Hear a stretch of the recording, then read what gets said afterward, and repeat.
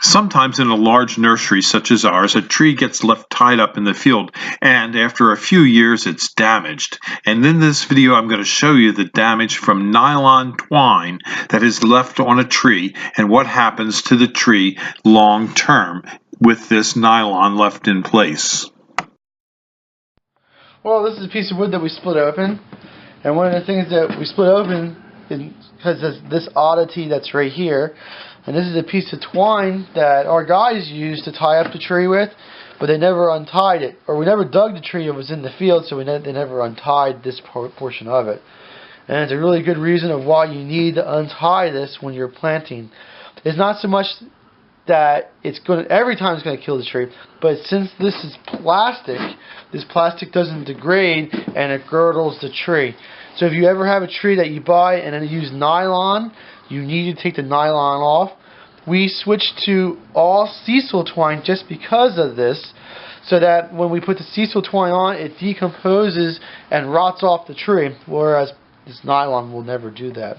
And this is a really good example of what it can do to a tree and how it can hurt it.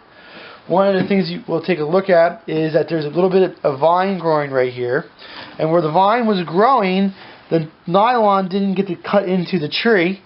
And where you look at it from top here, the ring is really big, real nice big heavy growth increment. It's doing well on this side of the tree. Now if we switch it over to the other side of the tree, the nylon is cutting real deep. You can see that the ring of the tree is going around the nylon and it's girdling the tree. It's hurting the tree here, but it's not hurting. You don't see any movement over here. There's no girdling occurring over here, but it's girdling occurring over here.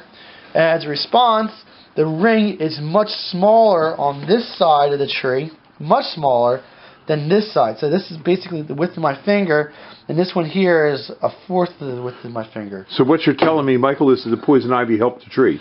Well, this one probably did.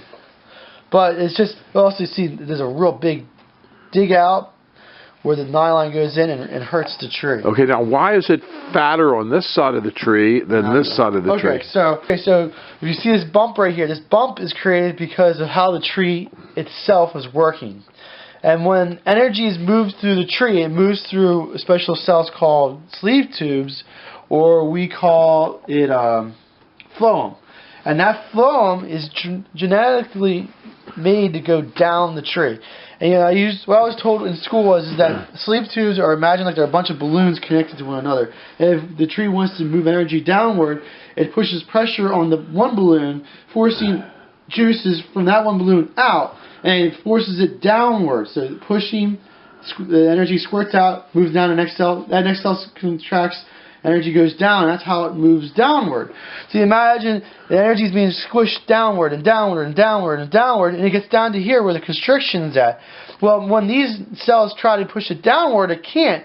So it just continuously builds up pressure and gets greater and greater pressure, and that's why it blows out in that direction. And then underneath of it, there's not energy getting there, so the energy is usually smaller. So that's why right above a girdle mark, you'll see there's big, thick hunks of wood, then where the girdle mark is, and then below it, there's less cells, less hunks of wood there. That's how you know that this is the top part and this is the bottom part to it.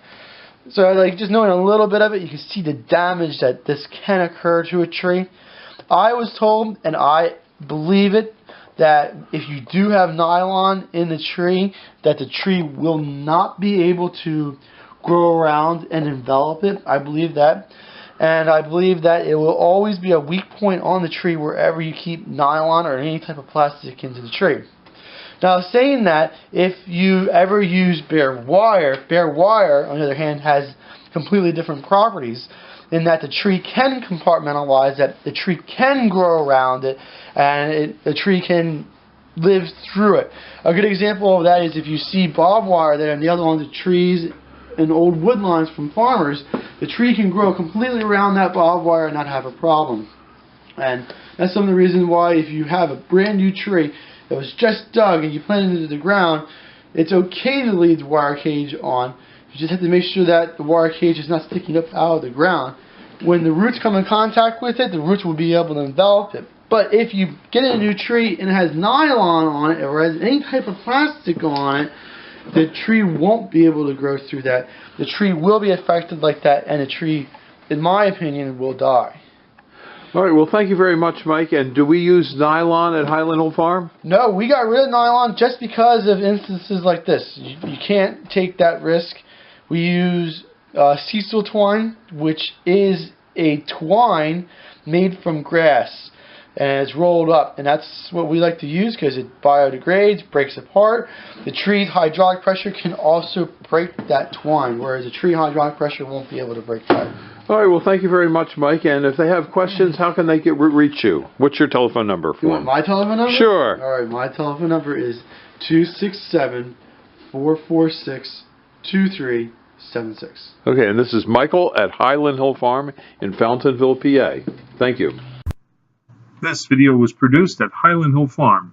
We grow and sell screening and buffering trees in Bucks County, Pennsylvania, and these are our green giant arborvitaes.